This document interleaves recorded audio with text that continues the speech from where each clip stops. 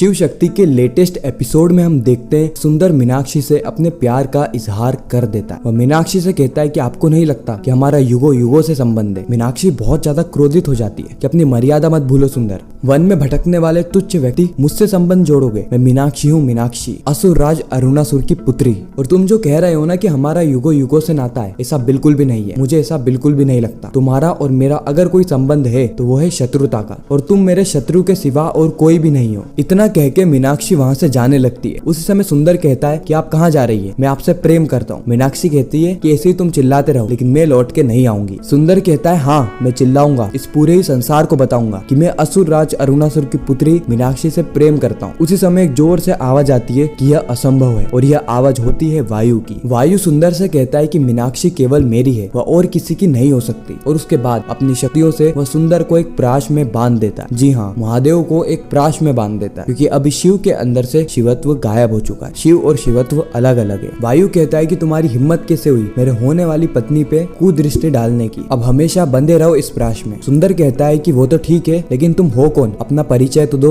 वायु जवाब देते हुए कहता है कि मैं राजकुमार वायु हूँ, मीनाक्षी का बचपन का साथी, और हम बचपन से ही एक दूसरे से बहुत ज्यादा प्रेम करते हैं। मीनाक्षी ये सारी चीज सुन के एकदम आश्चर्यचकित हो जाती है। मीनाक्षी कहती है कि तुम्हें किसने कहा कि हम तुमसे प्रेम करते हैं, हम तुमसे कोई प्रेम नहीं करते। उस समय वायु कहता है कि तुम्हारे पिता अरुणासुर ने मुझे जल्द से जल्द यहाँ पे बुलाया है ताकि मैं तुमसे विवाह कर सकूं। मीनाक्षी को यह बात समझ में नहीं आ रही होती कि उसके पिता ने बिना उसकी अनुमति के उसके विवाह की तैयारी भी शुरू कर दी। अब जो वायु है उसे सुंदर पे बहुत ज्यादा क्रोध आ रहा होता है, इसीलिए वो सुंदर को मारने के लिए अपनी शक्तियों से तलवार प्रकट करता है। अब जो सुंदर है वो अपना दिमाग दौड़ाता है और कहता है कि तुम मुझे मार नहीं सकते, क्योंकि मैं तुम्हारा शत्रु नहीं हूँ बल्कि इनका शत्रु हूँ। मीनाक्षी भी कहती है कि हाँ वायु ये मेरा शत्रु है और इसे सिर्फ मैं ही मार सकती हूँ। वायु कहता है कि मैं तुम्हारे कारण यह अवसर नहीं गंवाने वाला। फिर सुंदर एक और तरकीब लगाता है। सुंदर कहता है कि अगर तुम मुझे मार दोगे तुम्हें वह चीज के बारे में पता नहीं चलेगा जो कि मैंने राजकुमारी के लिए करी है, एक ऐसा कार्य जो कि सिर्फ मैं कर सकता हूँ, आप कदा भी नहीं कर सकते। वायु कहता है कि कौन सा कार्य, ऐसा कौन सा कार्य है जो कि तुमने मीनाक्षी के लिए किया है, मुझे बताओ, मैं भी वही कार्य तुमसे अच्छे ढंग से करूंगा। सुंदर कहता है कि राजकुमारी को ना जामुन बहुत पसंद है। एक बार यह मेरे पास आई और इन्होंने मुझे कहा कि मेरा जामुन के पेड़ पे हाथ नहीं पहुंच रहा है, और इन्होंने मुझसे सहायता मांगी, और मैं तो सुंदर हूँ, वनवासी हूँ, इसलिए मेरा हृदय भी कोमल है। अब मैं जामुन के पेड़ के पास गया और जामुन तोड़ने के बजाय पूरा पेड़ ही लेकर राजकुमारी के समक्ष प्रस्तुत कर दी। राजकुमारी मीनाक्षी समझ जाती है कि ये सुंदर कुछ न कुछ षड्यंत्र रच रहा है वायु के खिलाफ, इसलिए वायु को मना करती है कि इसकी बात पे विश्वास मत करना, है झूठ बोल रहा है। फिर सुंदर राजकुमारी की बात को भी ढाल बना के वायु को चुनौती देता है और कहता है कि देखो अब तो राजकुमारी को भी ऐसा ही लग रहा है कि तुम यह कार्य करने के योग्य नहीं हो, इसीलिए तुम्हें मना कर रही है। मीनाक्षी सुंदर को चुप कराने की कोशिश करती है, लेकिन अब तक जो वायु है उसके आत्मसम्मान पे बात आ गई, इसीलिए वह कहता है कि तुमने एक वृक्ष तोड़ा था ना, मैं इस वन के सारे ही जामुन के पेड़ के वृक्ष तोड़ के मीनाक्षी के सामने रख दूंगा। तुम मुझे जानते नहीं हो, बस मुझे यह बताओ कि जामुन के पेड़ कहाँ मिलेंगे। मीनाक्षी बार बार वायु को मना करती है और कहती है कि यह तुम्हें फंसाने की कोशिश कर रहा है, लेकिन वायु नहीं मानता है। और सुंदर भी कह देता है कि यहाँ से उत्तर की दिशा में कई सारे जामुन के वृक्ष है, तुम वहां जा सकते हो। और फिर हम देखते हैं कि वायु वहां पर चले जाता है। वायु के जाने के बाद मीनाक्षी सुंदर से कहती है कि उसको मूर्ख बना के बहुत बड़े बुद्धिमान समझ रहे हो खुद को। सुंदर कहता है कि बुद्धिमान तो मैं बचपन से हूँ, लेकिन आप भी क्या इस मूर्ख से शादी कर रही है जिसको यह तक ज्ञान नहीं कि वृक्ष में भी प्राण होते हैं, वृक्ष में भी जीवन होता है, और किसी के प्राण लेके स्त्री को प्रभावित नहीं किया जा सकता। मुझे तो दिख रहा है कि इस मूर्ख से विवाह करने के बाद आपका भविष्य कैसा होगा, उज्जवल। मीनाक्षी कहती है कि तुम्हें मेरे भविष्य की चिंता करने की कोई भी आवश्यकता नहीं है, तुम अपने भविष्य की चिंता करो, तुम इस प्राश में जिंदगी भर बंधे रहना, मैं चली यहाँ। साथ ही जब मीनाक्षी वहाँ से जा रही होती है उसी वक्त सुंदर कहता है कि आप एक बार शांत दिमाग से मेरे इस प्रस्ताव के बारे में सोचना, मैं आपसे बहुत अधिक प्रेम करता हूँ। मीनाक्षी कहती है कि मैं तुम्हें छल से मारने आई थी, तुमको लेके सहानुभूति है, लेकिन इसका फायदा मत उठाओ, क्योंकि अगली बार जब भी हम मिलेंगे मैं तुम्हारा अंत कर दूंगी। मैं तुमसे कभी भी कोई सा भी संबंध रखना ही नहीं चाहती। सुंदर कहता है कि रुकिए राजकुमारी, तनिक यह तो देख के जाइए कि मैं इस प्राश से कैसे मुक्त होता हूँ, ताकि आप अपने मूर्ख दोस्त को बता तो सकेगी कि वह मुझे कभी भी प्राश में नहीं बांध सकता।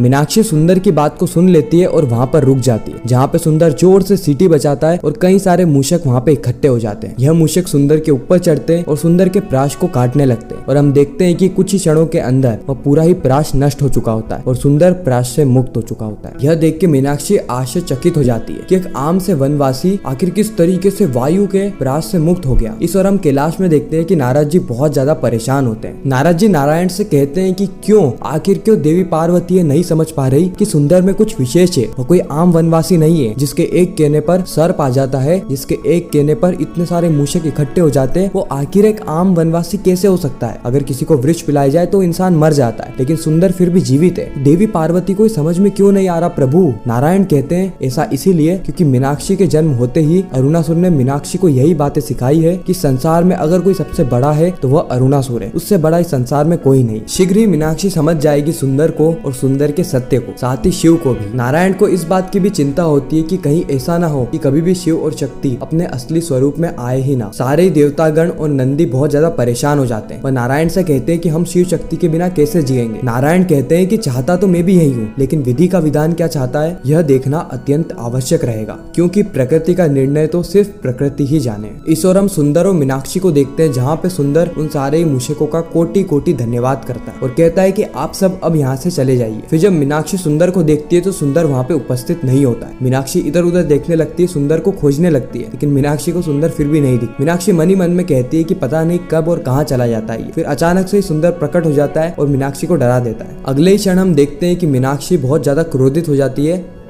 और सुंदर से परेशान होकर वहां से निकल जाती है और रास्ते में ही मीनाक्षी को वायु मिलता है। वायु मीनाक्षी से कहता है कि मीनाक्षी, पश्चिम में तो कोई भी जामुन का पेड़ है ही नहीं, उसने मुझे मूर्ख बनाया है, मैं उस सुंदर को छोड़ूंगा नहीं। मीनाक्षी गुस्से में कहती है कि मूर्खों को क्या मूर्ख बनाना, मैंने तुम्हें इतनी बार कहा था कि वो तुम्हारी परीक्षा ले रहा है, लेकिन तुमने तो मेरी बात मानी नहीं। अब जाओ, ये पूरा वन पड़ा है, खोजो जामुन के पेड़ को। वायु कहता है कि मीनाक्षी तुम बता के तो जाओ, सुंदर कहाँ मिलेगा। मीनाक्षी कहती है कि तुम तो बलवान हो, बहुत बुद्धिमान हो, खुद ही ढूंढ लो। इतना कह के मीनाक्षी वहां से चली जाती है। अब हम सुंदर को देखते हैं जो कि थोड़ा परेशान लग रहा होता है। वो मीनाक्षी से हुई सारी बातचीत को स्मरण करता है और उसे पता है कि मीनाक्षी ने उसे कहा था कि वह यहाँ पर सुंदर को मारने के लिए आई थी, उसे विष पिलाने के लिए आई थी। और सुंदर कहता है कि मैंने तो विष पी लिया, लेकिन फिर भी मैं अभी जीवित हूँ। लेकिन ये कैसे संभव है? राजकुमारी भी झूठ तो नहीं कह सकती। अगर कोई विष पी ले तो वो इंसान भी मर जाता है, तो आखिर मैं कैसे जीवित हूँ? फिर जो सुंदर है वहाँ पे मौजूद एक व्यक्ति से पूछता है कि मुझे बताओ कि अगर कोई विष पी ले तो क्या होता है। वो व्यक्ति कहता है कि अगर कोई विष पी ले तो मृत्यु को प्राप्त हो जाता है। सुंदर कहता है कि यह कैसे संभव है? इस दुनिया में कोई तो होगा जो कि विष पीने के बाद भी जीवित हो। वह व्यक्ति कहता है कि हाँ, ऐसा एक है तो सही, जिन्हें हम महादेव कहते हैं। महादेव ने हलाहल पिया था, लेकिन उसके बाद भी वह जीवित थे। महादेव को कोई मार नहीं सकता, क्योंकि वो कालों के काल है, वो महाकाल है। फिर सुंदर वहां से सीधे भागते हुए जाता है महादेव की शिवलिंग पर, और शिवलिंग पर जाके वो महादेव से पूछता है कि महादेव, मैंने विष पिया है, लेकिन मैं अभी भी जीवित हूँ, आखिर ऐसा कैसे संभव है? आखिर मैं कौन हूँ? मुझे मेरा परिचय दीजिए महादेव। साथ ही वहाँ पे सुंदर के गाँव वाले भी मौजूद होते हैं। सुंदर उन गाँव वालों से पूछता है कि मेरे माता पिता कौन है। वह कहते हैं कि हमें यह ज्ञात नहीं है, हमें तो तुम समुद्र में से मिले थे। सुंदर को यह बात समझ में नहीं आती है कि वो अभी भी जीवित कैसे है विष पीने के बाद भी, इसलिए वो महादेव से बार बार अपने परिचय के बारे में कहने को बोलता है। और इसी के साथ यह एपिसोड यहीं पर ही खत्म हो जाता है। आपको यह रिकैप कैसा लगा कमेंट सेक्शन में जरूर बताना। अगर रिकैप अच्छा लगा हो तो वीडियो को लाइक करके चैनल को सब्सक्राइब करके ज्यादा से ज्यादा लोगों को ये वीडियो शेयर करना, ताकि हमारी फिर से मुलाकात हो। हर हर महादेव।